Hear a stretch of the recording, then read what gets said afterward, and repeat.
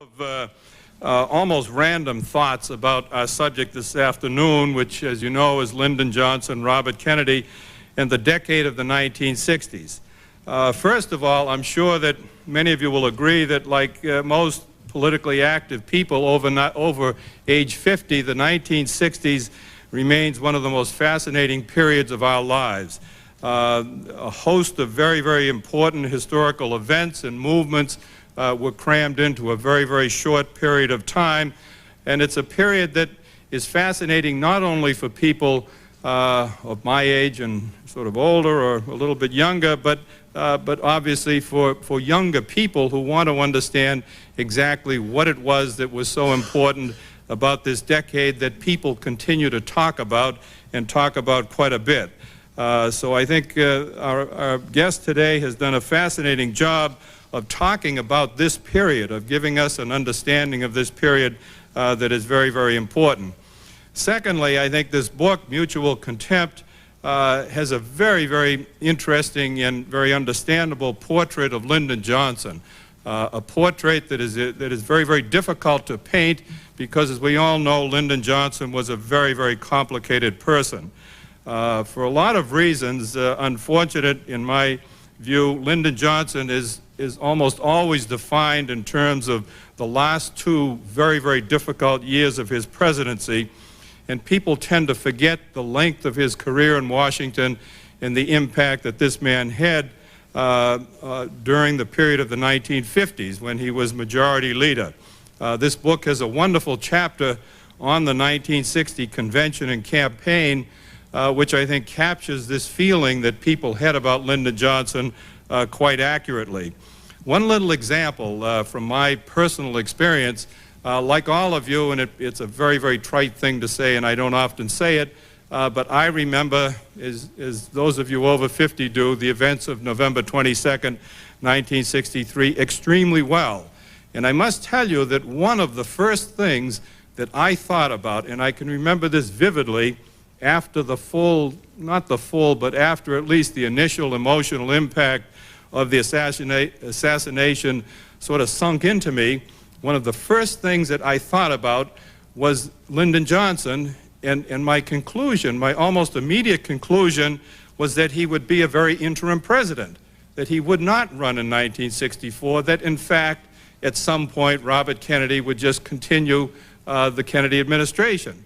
A very stupid idea politically and sort of naive in a lot of ways, but I suspect it was not an altogether unique kind of reaction. It was a recognition, I think, on my part, and again, I think a lot of people shared this feeling that Lyndon Johnson really wasn't to be president, that a lot of Northern liberals, as you know, disliked Johnson with an intensity because of what he did during the 1950s as the Senate Majority Leader.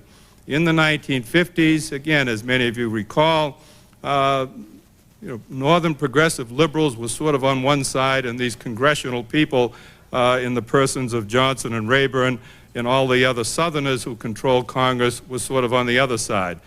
So Lyndon Johnson came into the vice presidency and certainly came into the presidency with this kind of baggage. And again, I think Jeff describes this phenomenon quite well.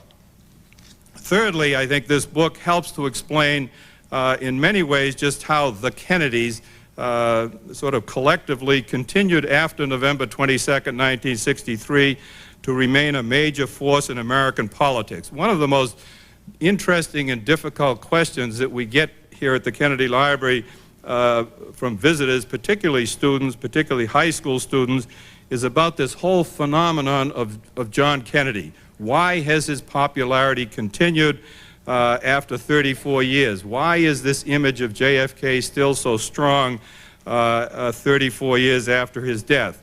And my answer always is, I can't totally explain it. I'm not really sure. I have a lot of thoughts, a lot of ideas on why it happened, his youth, the tragedy of the assassination, and all the rest, but I can't fully explain it.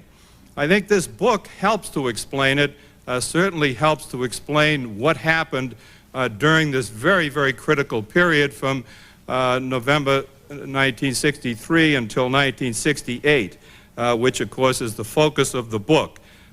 It was that period in which JFK's image, and indeed the image of the Kennedys, was cemented in so many ways politically in this country. So for that reason, I think this is a very, very important book.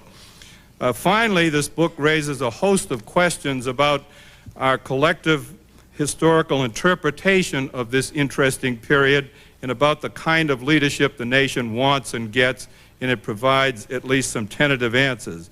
As we all know, there are two major issues, or major issue areas from the 1960s that continue to have an impact on the way Americans think about politics, namely Vietnam and the war on poverty and all the other social programs created or expanded during this period of the new frontier and the Great Society. We can talk about these a lot more in the discussion, and I'm sure Jeff will have something to say about them. Finally, I must confess to you, as I think I've done before, that I don't always read thoroughly all of the books written by authors who appear here at the Kennedy Library. I do my best, but I don't always have the opportunity to really read them thoroughly. But I must tell you, I read this book very, very thoroughly on vacation a couple of weeks ago. It is, in my opinion, a very well-documented book. It is careful, thorough, amazingly well written. The book has a quite reasonable thesis, which is to say, I'm not totally sure I totally agree with it. On the other hand, I know absolutely that I don't disagree with the thesis. I think the one very slight flaw that I would point out is the title. I must tell you, Jeff, when I first saw the title, Mutual Contempt, I was a little nervous about the book, but I'm not at all nervous about it anymore.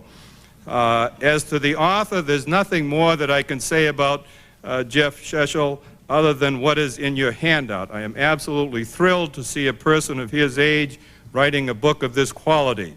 How wonderful it must be to comfortably jump back and forth between the comic pages, which he does, and the thoughtful, comprehensive treatment of a very important historical topic like the LBJ-RFK relationship. We are honored to have Jeff Sheshel with us today, so please join me in welcoming him. Jeff?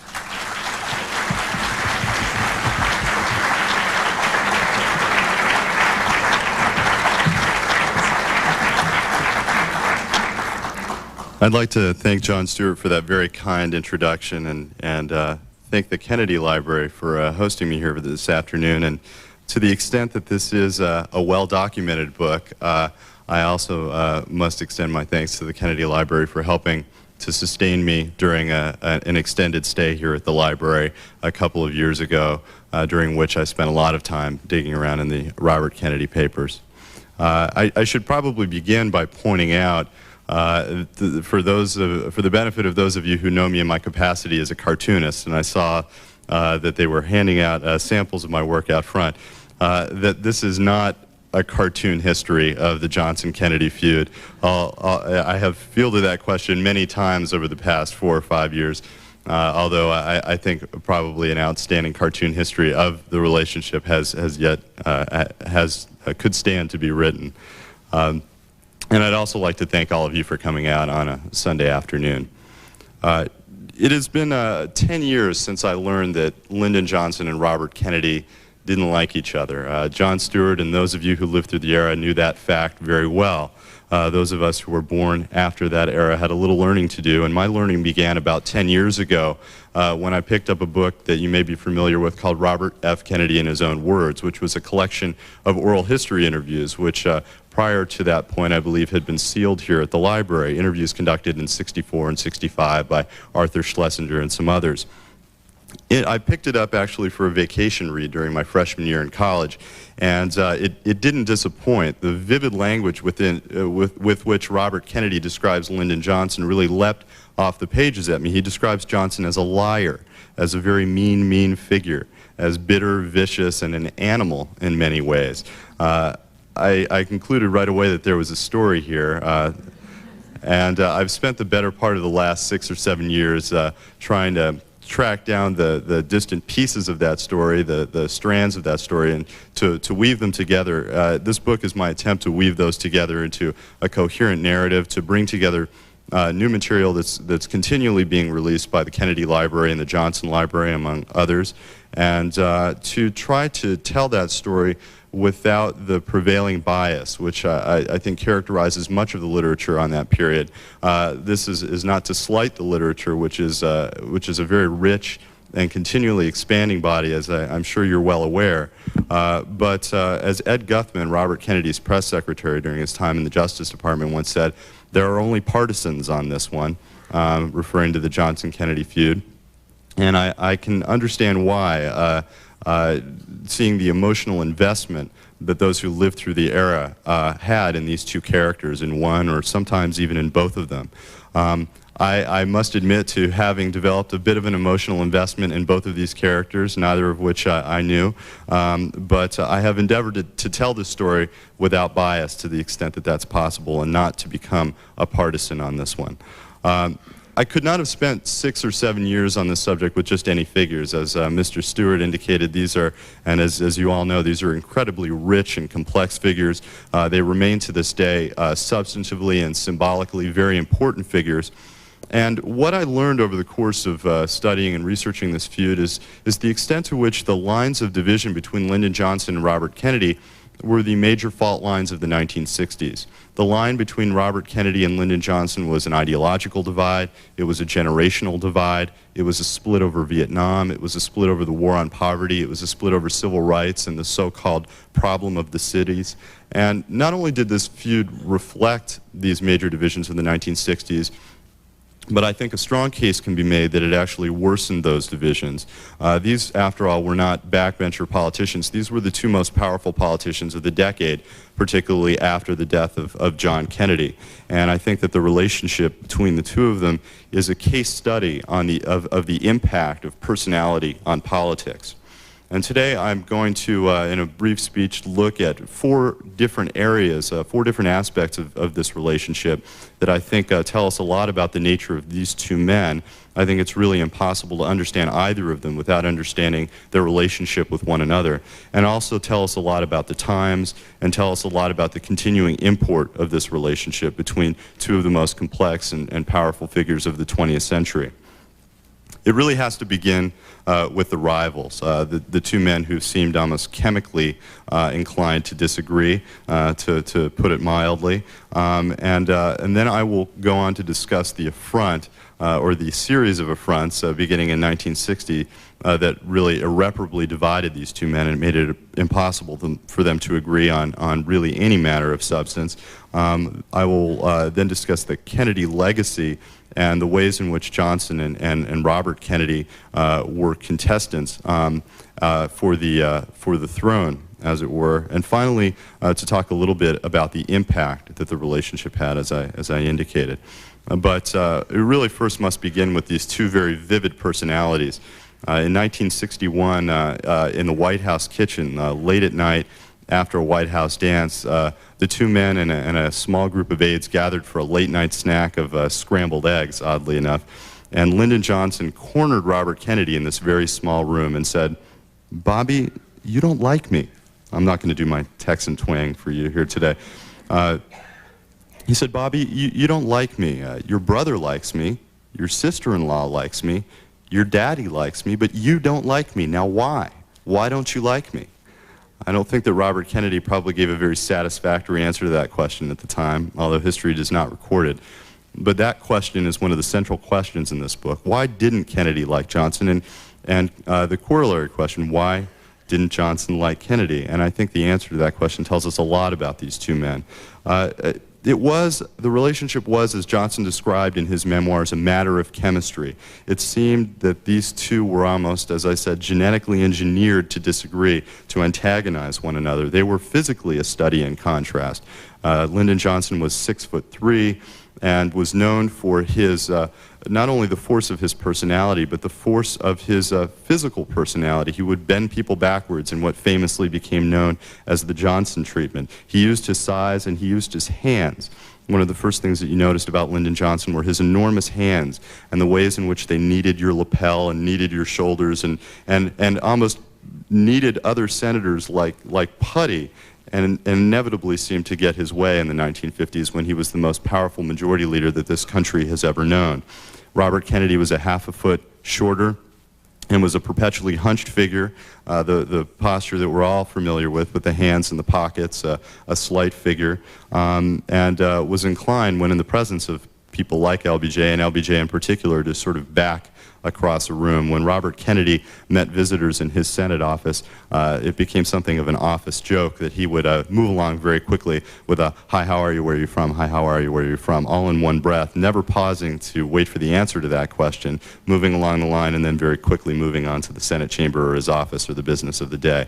He was uncomfortable with the sort of standard courtesies of politics, and the impact that had on his relationship with Johnson, I think we'll see. Johnson trafficked in tall tales, tall Texas tales, and he had that ability of the greatest storytellers, which is amidst the wildest, most outrageous hyperbole, actually to believe what you're saying.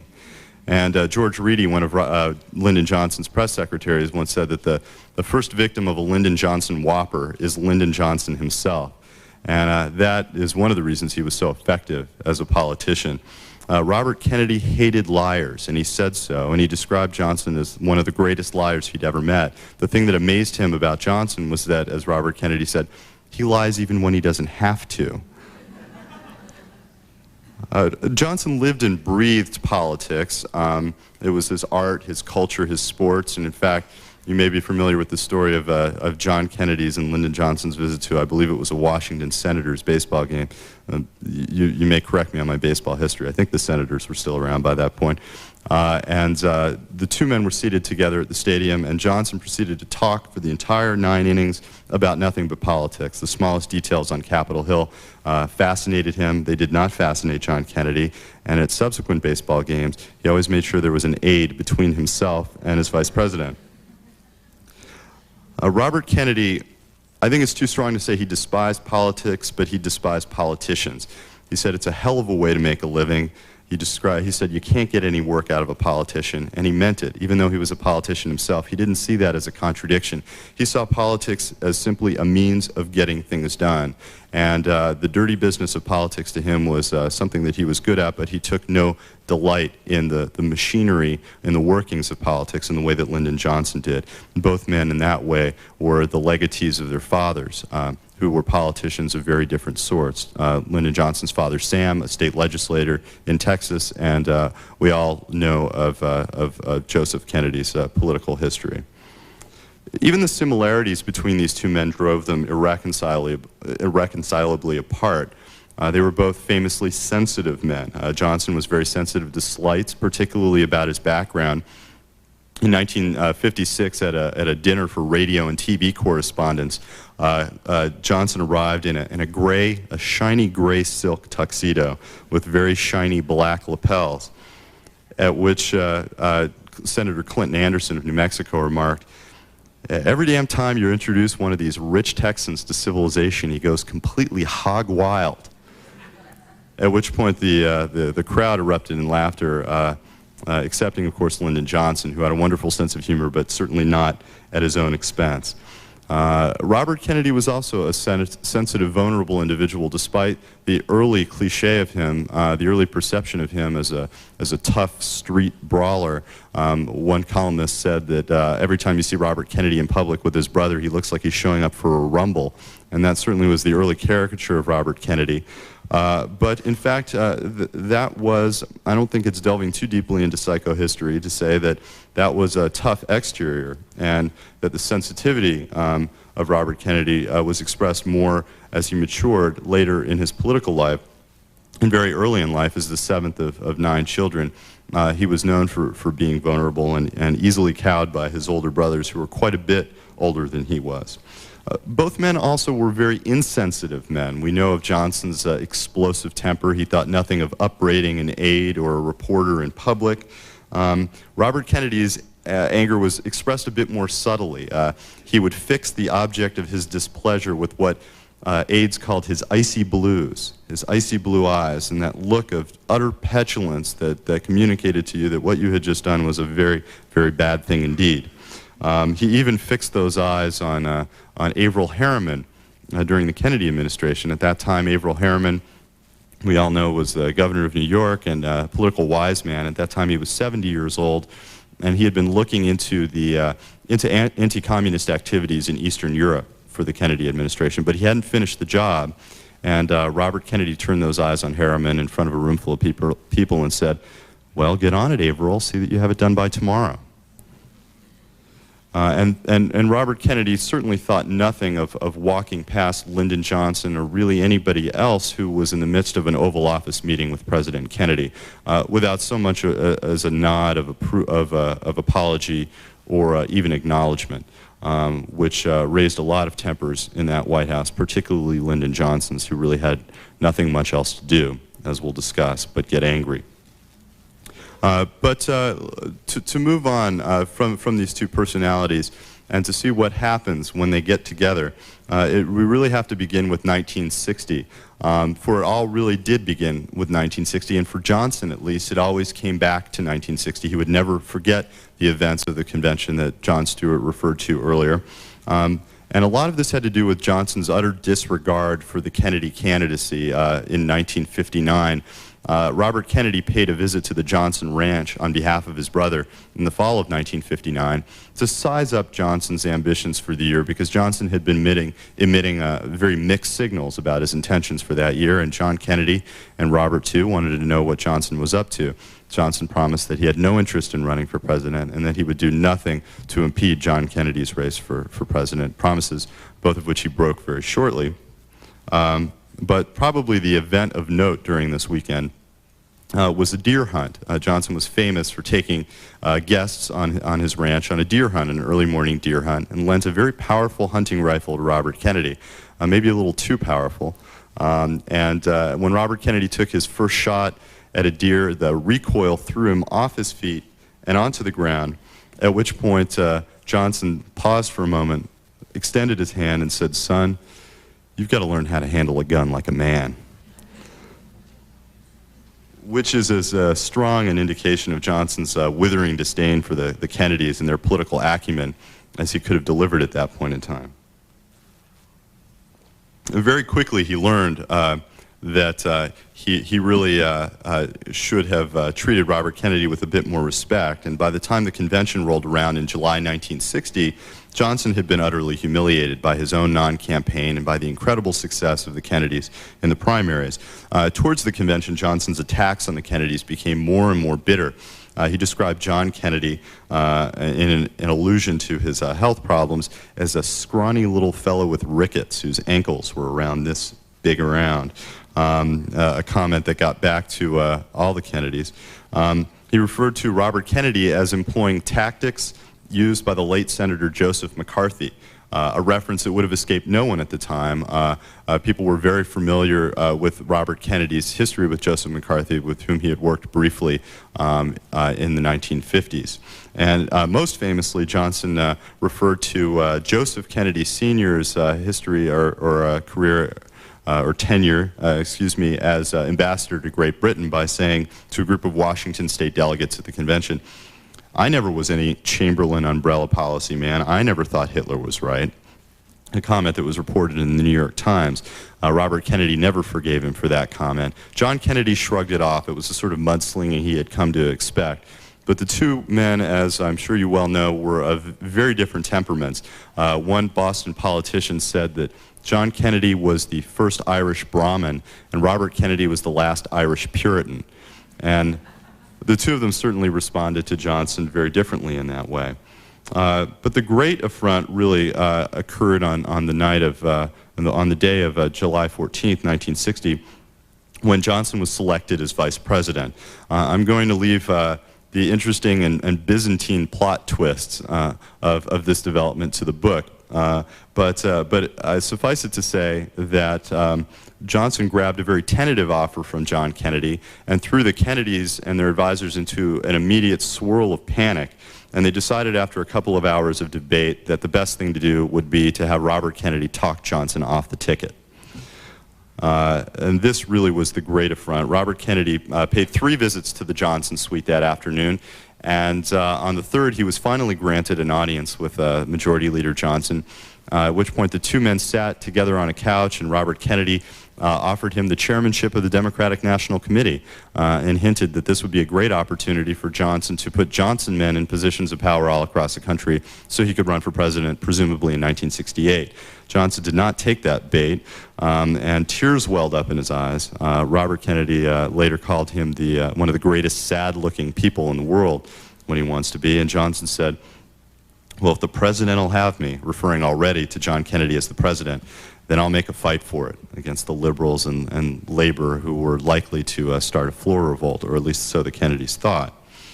This was the great affront, and ever afterwards Johnson blamed Robert Kennedy and not his brother for this action. He believed that Robert Kennedy had done this of his own volition, had acted with premeditated spite to ruin Johnson's political career. And he never again, not that he was inclined to trust Robert Kennedy, but ever after, he thought that Robert Kennedy was out to get him. And even as president, as late as 1968, he would bore visitors with another retelling of the events of July 1960 and how Robert Kennedy had tried to destroy him.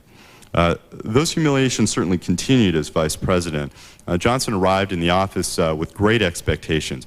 Power is where power goes, is what Johnson told a friend, and he really believed that he would do to the vice presidency what he had done to even the majority leadership, which had not been a particularly powerful position prior to Johnson's holding it. He had taken these offices that were endowed with very little power and infused them with his personal power, his great manic, restless energy, and turned them into an unprecedented seat of power. He believed he would do that in the vice presidency, and the press encouraged him in thinking that and referred to him in the paper often as Johnson, a different kind of vice president, Johnson, the number 2 man in Washington, headlines which disappeared after about a month or so from the inauguration. Robert Kennedy very quickly emerged as not just the number 2 man in Washington, but as the number 1.5 man in Washington, as John Bailey, the chairman of the DNC, referred to him. He was often referred to in the press as the assistant president, while headlines asked, "Whatever happened to Lyndon Johnson?" A question that was also uttered at Hickory Hill during parties of what came to be known as the Hickory Hill Gang. It was not so much John Kennedy's circle of friends as Robert Kennedy's circle of friends, and Johnson was hardly, if ever, invited. Even at one point, a Johnson voodoo doll was tossed around at a party, and these stories always made their way back to Johnson, who just suffered in silence. And really one of his greatest achievements as vice president was to suffer in silence, was his incredible self-effacement. Aides never believed that he would be capable of brooding and bottling up his emotions like this, but he understood the nature of the job. He respected and liked John Kennedy, who always treated him with respect, despite what his aides or what Robert Kennedy was doing. Johnson retreated back to the Elms, his mansion in upper northwest D.C., and later described his 1,000 days in Washington as trips around the world, chauffeurs, men saluting, people clapping, chairmanships of councils, but in the end, it is nothing. I detested every minute of it. And certainly he blamed every minute of it on Robert Kennedy. He would sit at the Elms with a group of aides, and every meeting would degenerate into a laundry list of complaints against Robert Kennedy, who he believed was bugging his phone, who was leaking to reporters about Johnson's ineffectual presence in cabinet meetings, and so on and so on. This long imagined list of slights by Robert Kennedy, and certainly many real slights by Robert Kennedy, who, as I mentioned before, never treated Johnson with any great regard. He was a blight on the new frontier, and RFK was not the only one to view Johnson that way. He was a gatecrasher at this wonderful, beautiful party in the early 1960s, and he was treated really rather shabbily by the whole group, with the exception of John Kennedy, who had respect for Johnson that he gained during his years in the Senate. He had seen Johnson operate. He knew that there was no one like him, and had even said in 1958, when he was contemplating or plotting his own race for the presidency, said to Walt Rostow, who later became his national security advisor, John Kennedy said, "There's no one more qualified to be president in this country than Lyndon Johnson, but he'll never win. He's a Southerner. It's too close to Appomattox, and I think that if he can't win, then I'm the best man to make a go at it." And that's one of the reasons that Kennedy made that tentative offer to Johnson in July 1960. But what's more important really than these personal slights and this sort of petty political bickering that occurred during those years emerged in November 1963, when the world of both men was turned upside down. And by looking at the ways in which they fought over the Kennedy legacy, or what each man determined to be the Kennedy legacy, because it was a famously amorphic subject, and it's something I'll get into in a minute. It tells us something about not just why these two men fought, but what they were fighting over or for or about. And this tells us something very important about the times, and certainly about the two men, what this feud and what these issues meant to each man. Johnson understood one thing when he took over in November 1963, and that was that he must continue. In his address to Congress, which all of you who are older than I am will remember, he said quite emphatically, "Let us continue." And he understood that that was his sole mandate at the time, and he would have to wait to achieve a mandate of his own, which he did in 1964. But he would continue. He would continue with the Kennedy policies, or what people believed to be the Kennedy policies, always proclaiming his own policies in John Kennedy's name, both out of respect and out of political exigency. And he also understood that he needed to keep the Kennedy advisors, to keep the aura of John Kennedy around him. He was not going to clean house. That was the last thing that Johnson was going to do. He needed their air of authority and legitimacy. He described himself at the time as feeling like he was a naked man without any presidential covering, that he was a usurper, that he was illegitimate. And he really, even after his enormous victory in 1964, the greatest electoral victory in history to that date, he still felt illegitimate, and no one made him feel more so than Robert Kennedy, something I'll discuss in a moment. Despite Johnson's professions of continuing with the Kennedy legacy, Robert Kennedy had his doubts. The day of the assassination, Kennedy turned to Ed Guthman and said, "People just don't understand how conservative Lyndon really is. There are going to be a lot of changes." And he was wrong about that, and he admitted later that he was wrong about that. His problems with Johnson were not that, later on, were not that he was too conservative, but a lot of people made that judgment. And Johnson understood that it was coming because of his background as a Southerner who had not ever been particularly heroic on civil rights in particular, although he had not signed the Southern Manifesto like so many of his colleagues. But Johnson did take that legacy, and he made it very much his own. Despite claiming those victories in the name of John Kennedy, he made that legacy and those policies his own, and very quickly passed his big four, as he called them: civil rights, Medicaid, aid to education, and immigration reform. And he did them in a spectacular fashion, using the new political conditions, which were ushered in really partly by the martyrdom of John Kennedy, largely by his Johnson's enormous electoral victory in 1964. And also, it really must be added, Johnson's absolute mastery of the process. He seemed suffused by this energy that had been missing since his days in the Senate, and he took over. He went down to Capitol Hill. He drew up charts of the path of legislation from cradle to grave, as he put it, and he understood, because of his incredible experience on Capitol Hill, that he was going to have to march those bills out of committee himself by the force of his personality, and spent hour after hour on the telephone working and massaging people over the telephone. Even when he couldn't reach them, or even when he could, he would call their wives and sweet-talk their wives, and found this to be a very effective political tactic. And Johnson also added to the Kennedy legacy a sweeping and one might say hubristic vision of what a president could achieve. His vision was not formed by the New Frontier, but by the New Deal. As everybody's had, but Johnson looked to FDR like few had, and hoped to really not just match his record, but actually continue it and best it. And he did his absolute best to do that in his first years in office, particularly 64 and 65. Harry McPherson, one of his top aides, Johnson's top aides, said it was a sensational performance, and it truly was. But, as McPherson said, it was always dogged by Vietnam and always dogged by Robert Kennedy. Johnson himself said later to Doris Kearns during his retirement, he said, "Every day, as soon as I opened the papers or turned on the television, there was something about Bobby Kennedy. Somehow it just didn't seem fair. Bobby Kennedy acted like he was the custodian of the Kennedy dream, some kind of rightful heir to the throne. It just didn't seem fair. I'd waited for my turn. Bobby should have waited for his. But he and the Kennedy people wanted it now." But what was it that the Kennedys wanted? Was it the White House? Probably so, as Jon Stewart indicated. But what was the Kennedy legacy that Robert Kennedy had sworn to uphold and certainly felt very deeply about his responsibility to uphold? Well, there was a substantive component, certainly. The Kennedy legacy was very powerful, but it was ambiguous, and it was a lot of unfinished business and poverty and civil rights, foreign entanglements from Latin America to Southeast Asia, and it was unclear in many of these cases which direction John Kennedy would have gone, and his advisors are arguing about that to his day. The controversy over the McNamara book is the most recent example of that. I learned that McGeorge Bundy, at the time of his death earlier this year, was writing a book in which he was going to agree with McNamara about Vietnam, that John Kennedy would have pulled out in '64 after winning re-election.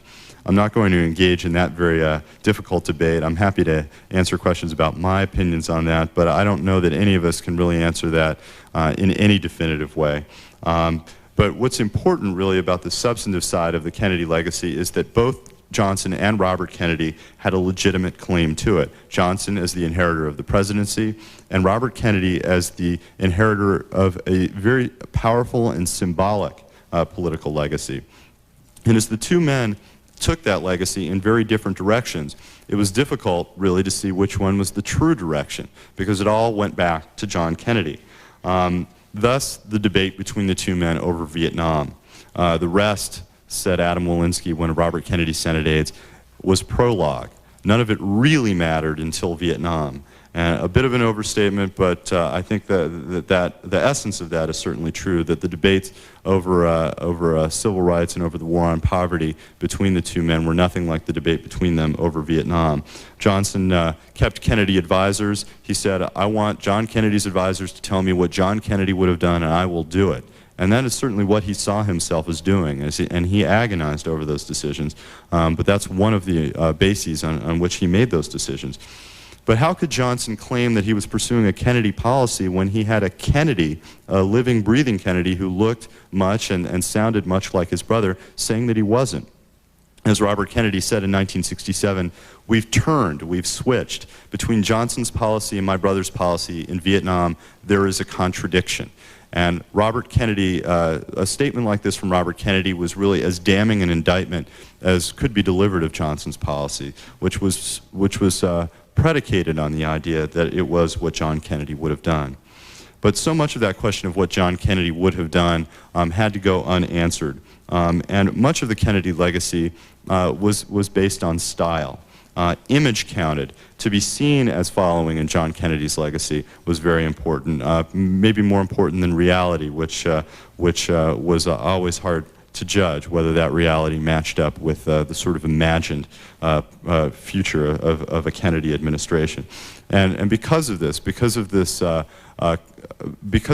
fascination with the image of John Kennedy, Johnson waged a very foolish and self-destructive contest for a symbolic succession of John Kennedy, a contest that he was destined to lose to Robert Kennedy. I'm going to do a brief reading here from the book to give you a little bit of the flavor of the book, and also to address this idea of Kennedy style and Kennedy image versus Johnson style and Johnson image. During the Eisenhower era, the Democratic arena had been too cluttered for a one-on-one rivalry. Johnson and JFK were joined by Humphrey, Stevenson, Kefauver, Symington, and others. Each jockeyed for attention and prestige and a following of his own.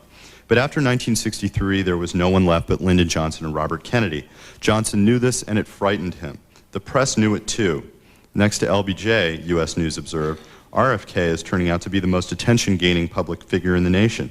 His presence has tended to overshadow every public official in Washington other than the president himself, end quote. In this political vacuum, LBJ and RFK were competing centers of gravity, and in orbit around them were crowded fields of lesser bodies. It was a galaxy with two suns, and as one shone more brightly, the other dimmed. President Johnson, even at the peak of his power and public approval, never felt himself the brightest star. The Great Society kindled no passion, just respect. There was no emerging Johnson legend, just a Johnson record. On the second anniversary of the assassination, after Medicare, Medicaid, voting rights, and all the rest, 2/3 of Americans still considered John Kennedy a better president than Lyndon Johnson. Time magazine cut to the heart of the problem. Quote, Johnson's mythogenic capacity is limited. His creased face, with its oddly forced smile, cannot displace the memory of Kennedy's youthful radiance, and his unctuous prosiness cannot match Kennedy's eloquence. Compared with Kennedy's graceful dignity, Johnson's homely touch can be embarrassing. Often the contest seems downright unfair. And it was a two-front contest, LBJ against the Kennedy legend and its living heir. Robert Kennedy, more slight and awkward than JFK and hardly as eloquent, faced challenges of his own as he grasped the fallen standard. But Bobby's problems seemed paltry as LBJ considered his own public image, something he did constantly, obsessively, gazing at his custom 3-television panel like Narcissus at the reflecting pool. Still, Johnson, though vain, was hardly love-struck by what he saw.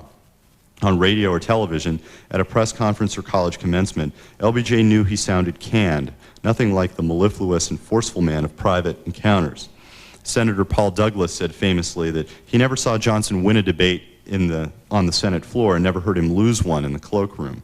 LBJ's freewheeling oratory, exaggerated gestures, and homespun homilies translated poorly to television, a medium still smitten by Johnson's predecessor and far more receptive to Bobby Kennedy's laconic wit.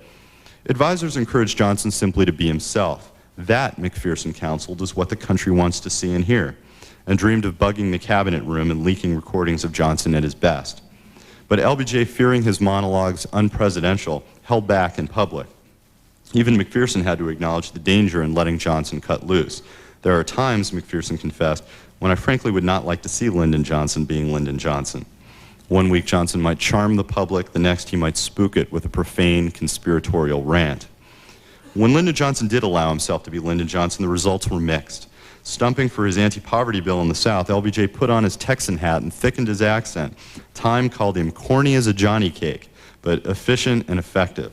Yet when he invited reporters on a presidential tour of his ranch, it was high and hair-raising comedy, careening over yucca plants at 85 miles an hour, cowboy hat over the dashboard display of his Lincoln Continental. LBJ narrowly avoided a head-on collision.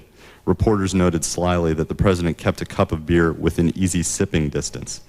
2 weeks later, on the White House lawn, Johnson proudly lifted his two pet beagles by their ears and regrettably landed the picture in 1,000 newspapers. Johnson griped that the press would never have reported the incidents had they been committed by John Kennedy. But the point, of course, was that no Kennedy would ever raise a beagle by its ears. Knowing this, the White House aides, press aides, contrived to present Lyndon Johnson as a closet Kennedy, a Texan Kennedy, if there could be such a thing.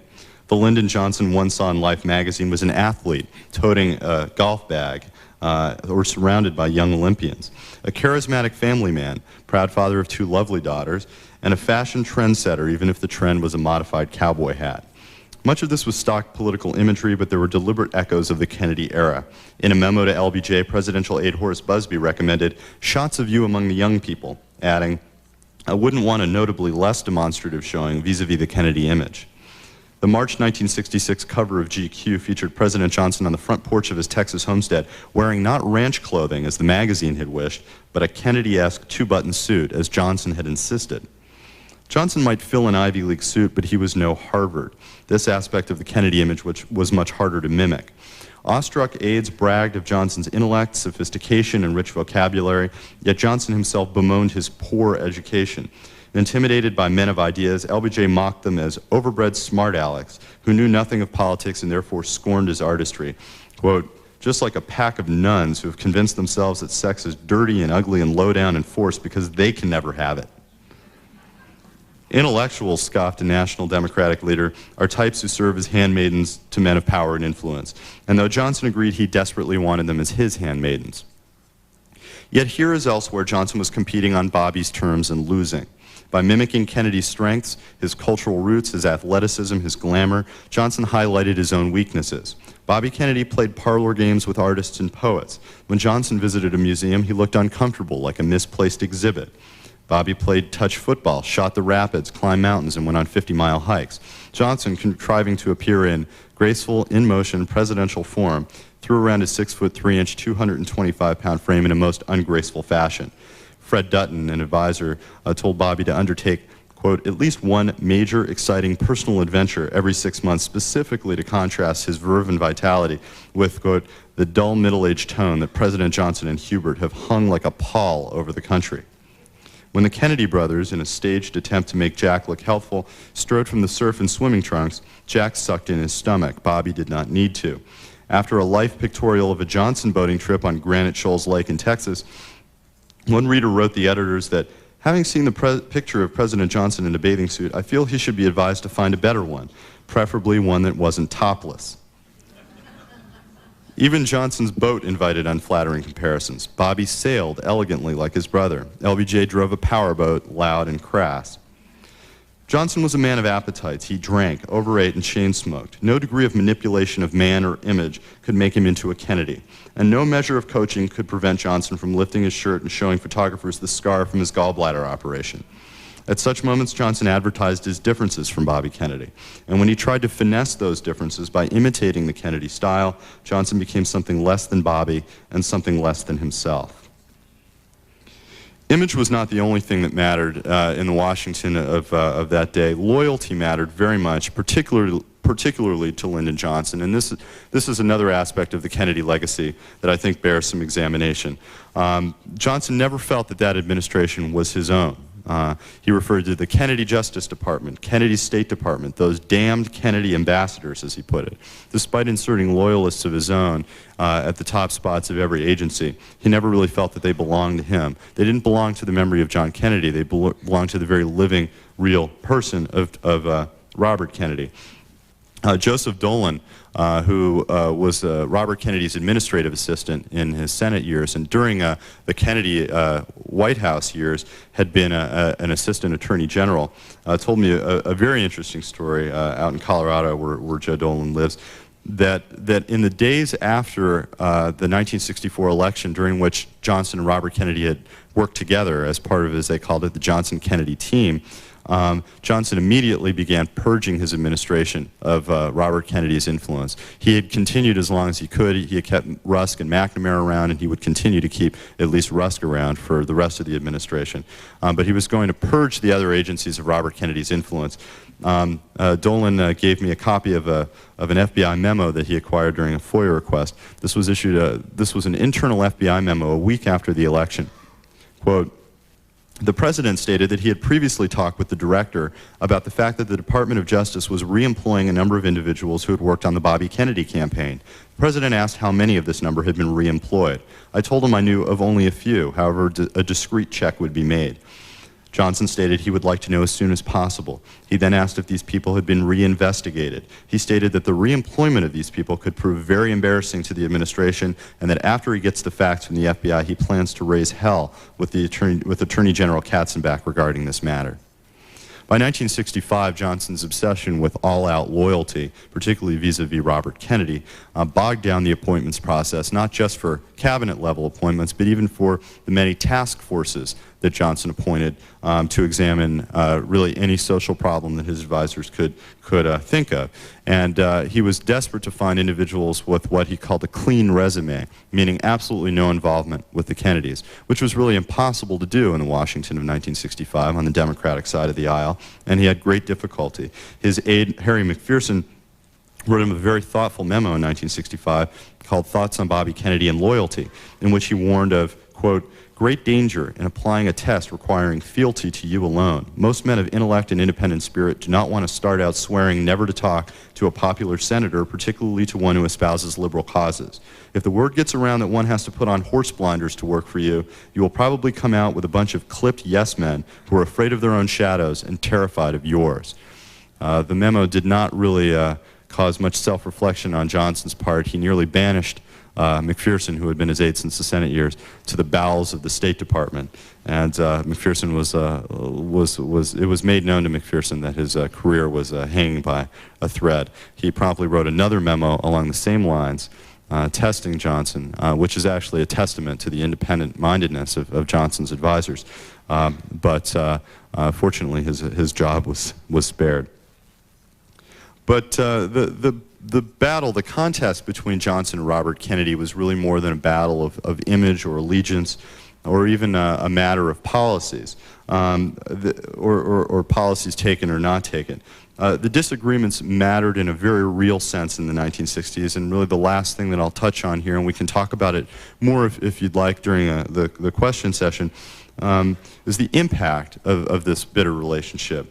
And I argue in the book that this bad relationship mattered very much, and that is why I said earlier that it is a case study, for better and for worse, of the impact of personality on politics.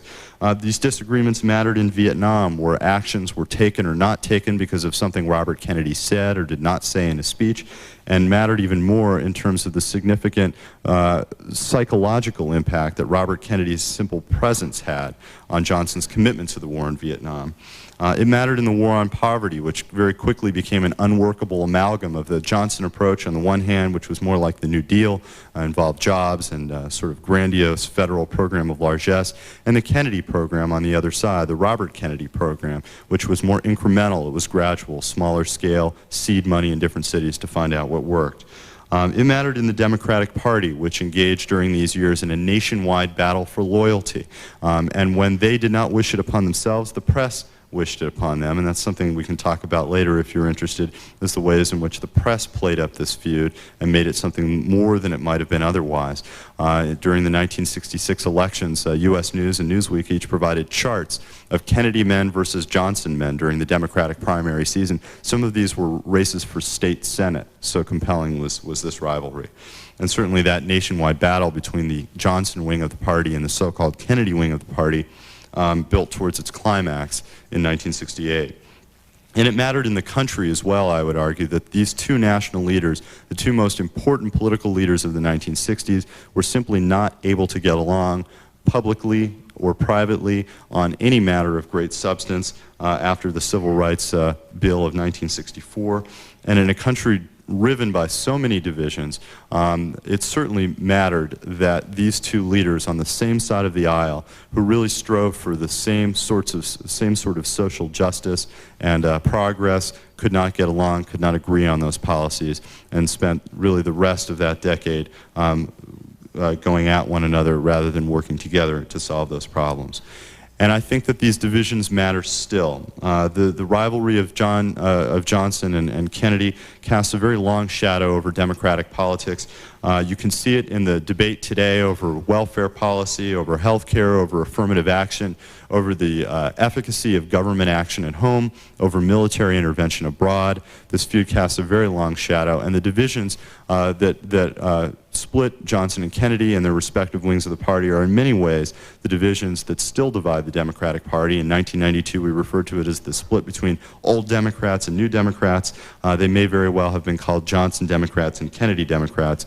There are some Democrats calling themselves Kennedy Democrats. Very few are eager to put the label of Lyndon Johnson on their careers for a variety of reasons which will be obvious to you, namely Vietnam. But there's a lot more in this book to discuss, and I would be eager to discuss it, some of it during the question and answer period. I mentioned the FBI and the role that the FBI played in stoking the conspiracy, the role that the press played in stoking the conspiracy. And for any conspiracy theorists who are lurking in the back of the room there, we can talk about the blame game that followed the events of November 22nd, 1963, in which Johnson and Robert Kennedy blamed each other for the assassination of John Kennedy.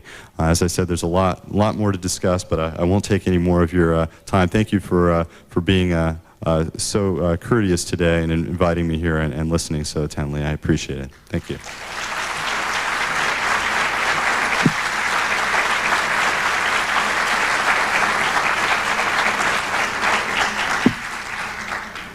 Jeff will take questions if you come to the microphone.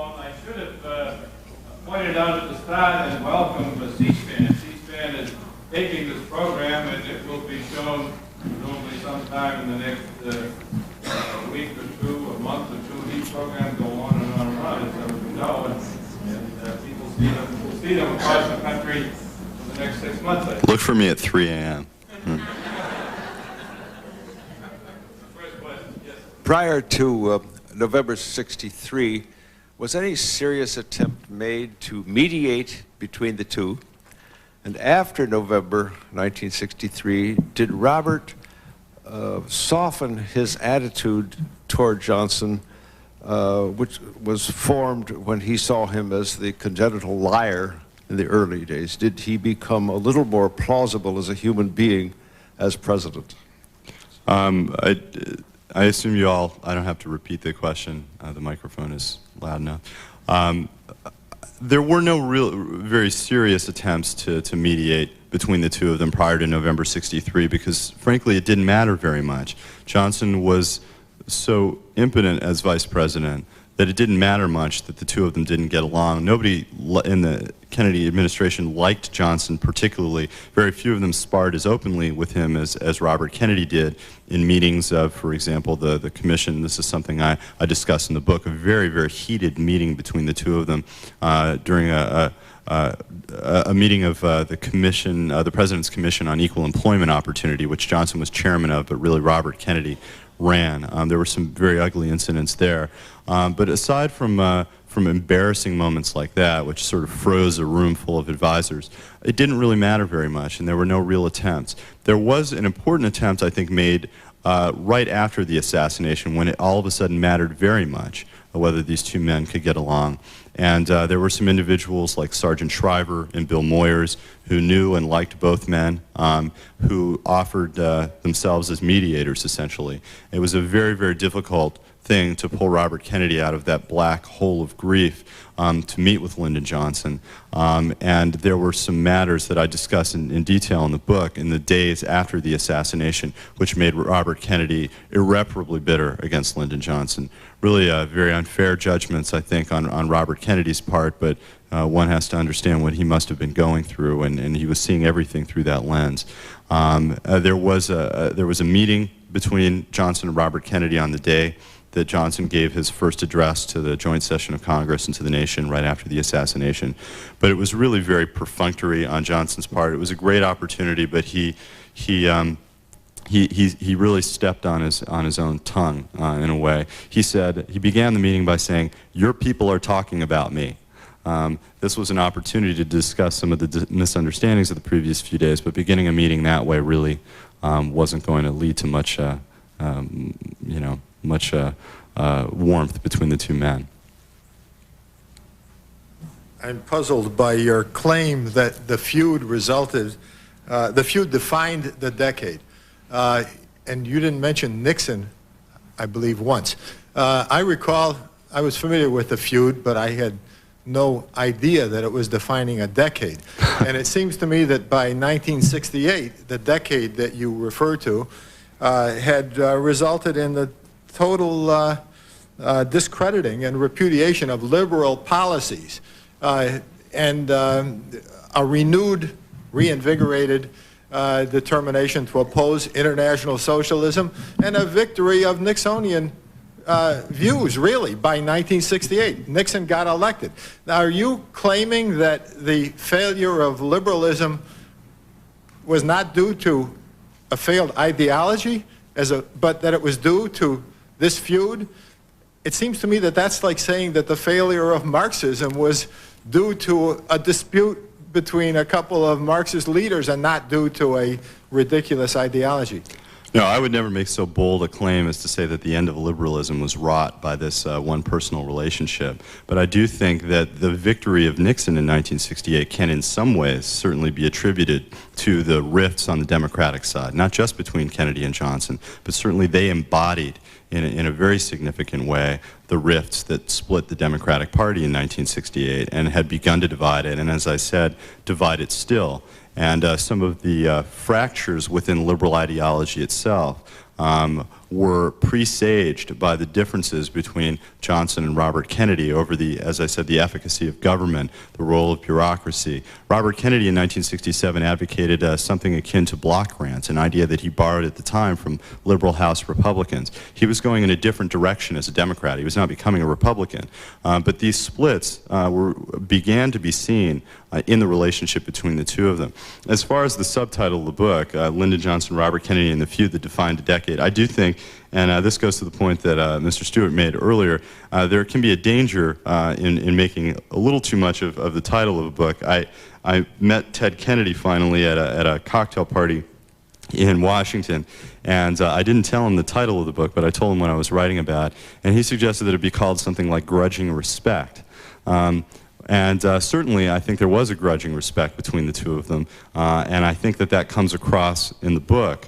I certainly have endeavored to bring that out. But unfortunately, grudging respect, with all due respect to the senator, doesn't make a gripping title. So I think that there can be a danger in making a little bit too much of the semantics of the title. When I say that it defined the decade, really what I mean is that, as I began, that the divisions between the two of them were in many ways, in many significant ways, the divisions of the 1960s, the ideological and generational divides, the cultural and educational divides, the splits over Vietnam, the splits over the role of the government in the cities, the splits over black nationalism and so forth. And these were significant splits between Johnson and Kennedy, and these were the divisions of the 1960s.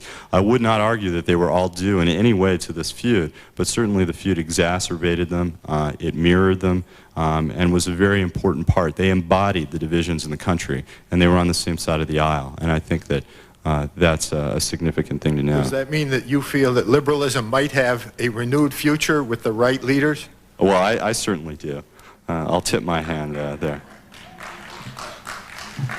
I'm puzzled, but when we think of the Johnson years, all we seem to think about is the Vietnam debacle, and we seem to forget all the accomplishments the man did. What propelled him to continue this fight? Who was pushing him? Was it the Secretary of Defense then, McNamara, or was it his own so-called macho business? Why? Realizing that those body bags were killing him. Well, that's a very good question, and I wouldn't even claim that I can answer that definitively, but I think there are a number of things one can say about that. Why did Johnson continue the conflict? I think one has to go back to 1964, 1965, and the decisions that he made to really invest himself and his presidency and his country in that conflict. And it's too much. It's unfair. I think to all of them just to blame it on the Kennedy advisors. There really was a consensus among the Kennedy advisors and the whole foreign policy establishment, Democrat to Republican, that this was a conflict that ultimately we could win and in which we needed to prevail. Johnson saw the cost of this, and the Oliver Stone picture as somebody of Johnson as somebody who was hankering for a fight in Vietnam.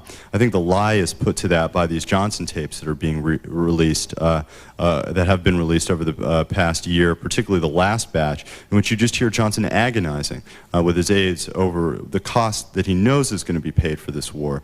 He's not eager to jump into this, but he can't conceive of stepping aside from a commitment that was made by previous presidents, that the whole foreign policy establishment supported and encouraged, and he was being pushed by the Joint Chiefs and a number of other forces. And the factor of Bobby Kennedy also should not be underestimated. It should be counted among those factors. I would not say that it superseded them, but I would say that it was an important one, and Johnson cited it as an important one later in his life. He believed that if he pulled out in 1964-65, he told Doris Kearns in 1970, he said, there would be Bobby Kennedy outflanking me on the right, saying that I had betrayed his brother's commitment to a nation struggling for democracy. I think that's unfair. I think Johnson knew that was unfair at the time, and some of the conversations that I was able to get into the very last draft of the book, because they were just released just before it went to press, conversations between Johnson and Robert Kennedy in May, June of 1964 indicates that Johnson knew that wasn't the case with Robert Kennedy. He knew that Robert Kennedy thought, as Robert Kennedy said, we will not win this war militarily. He said that bluntly. That's a direct quote in the book. You can hear it on the tapes. And Johnson agrees with him. Johnson tended to agree with whoever he was speaking to at the time on the telephone. And why he continued with it, you know, people have grappled with that question ever since. But once he had invested so much human life and so much of his own historical legacy in that war, it was very difficult to conceive of pulling out with an outcome that was less than satisfactory. As late as 1967, more than half of the American public supported the war and believed that we should step up American military action over there. So it was called the Year of the Hawk by opinion pollsters at the time. So a lot of this judgment is delivered in retrospect, and I think Johnson has to be, you know, given due credit for, you know, the decisions that he had to make at the time. Do you think that Robert Kennedy had any real chance to make get past the primary system and through the convention of the 68 presidential election, or do you think that the old guard Democrats, that really Johnsonian Democrats, wouldn't have let anyone but Humphrey take the head spot on the ticket? Well, you know, I used to hold to that view. You know, I can't say that I resolved this matter either, but I did used to hold to the view that a 2-to-1 lead among delegates, which is what Humphrey held at the time of Robert Kennedy's assassination, without having to enter into a single primary, would have been decisive. But Robert Kennedy really was rolling at the time of his death, had won in California, was going to win in Illinois, was going to win in New York, and that sort of momentum in combination with the discredit that had been heaped upon Humphrey as an avatar of the administration's policies, I think very well may have led to Humphrey's defeat or withdrawal at the time of the convention. But history shows us both here and in Great Britain, where it tends to happen more because of the nature of their leadership selection process, that the giant killer is never one who really gets the prize. It was John Major who stepped aside and let others take down Margaret Thatcher, and then he was able to move in, and one wonders whether there were other figures in the Democratic Party who would have assumed that role. Kennedy inspired a lot of hostility within the Democratic Party, as you suggested, and so I think it's a very open question. But he had assumed a lot of momentum, and he may have been able to force his way through that convention, which would have been very difficult for him. I do believe, though, that if he had been nominated, that he would have won in November. I think that Humphrey's narrow loss to Nixon is an indication that Kennedy probably would have won. All right. Are there other questions? Yes, sir. Go right. Why don't we take two more?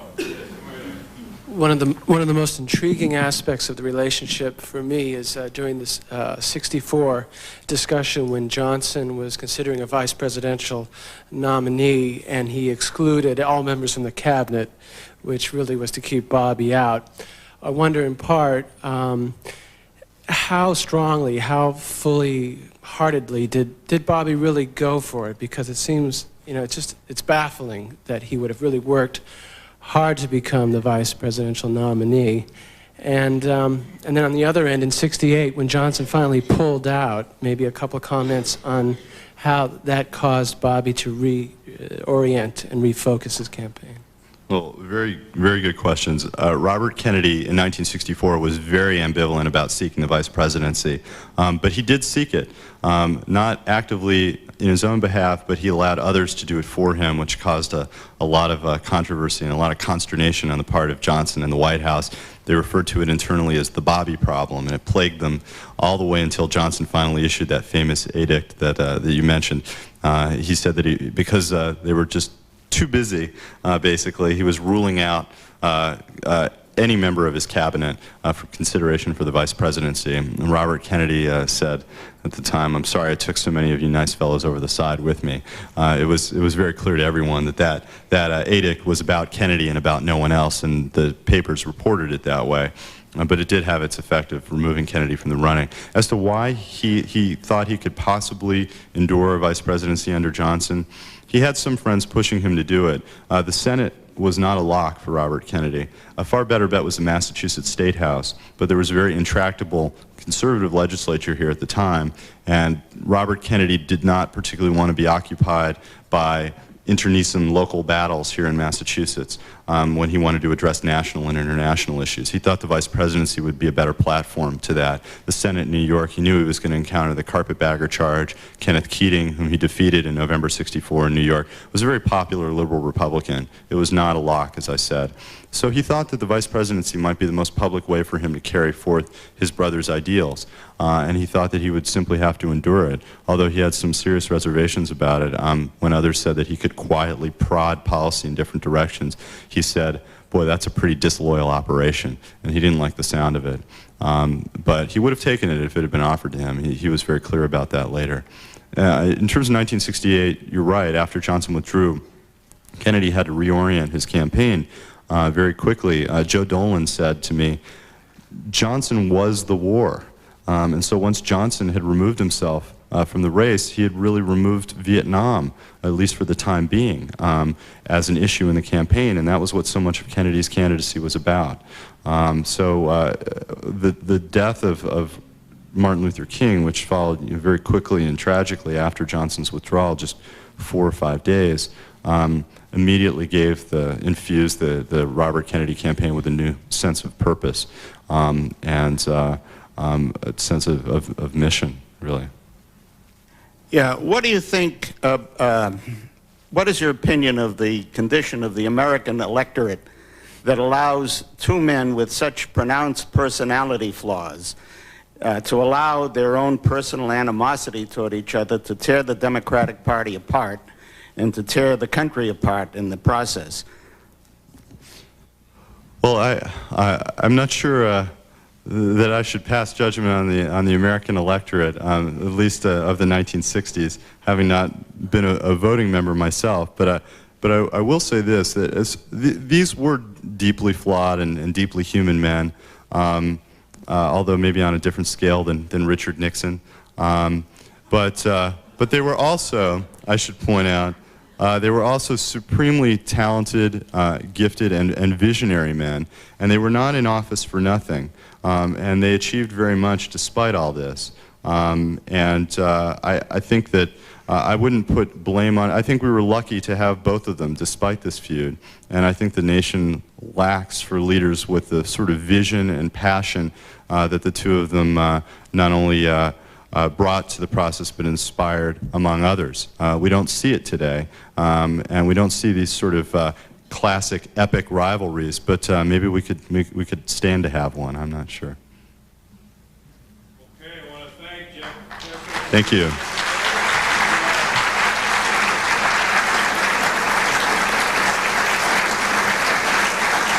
Well, Jeff will be around.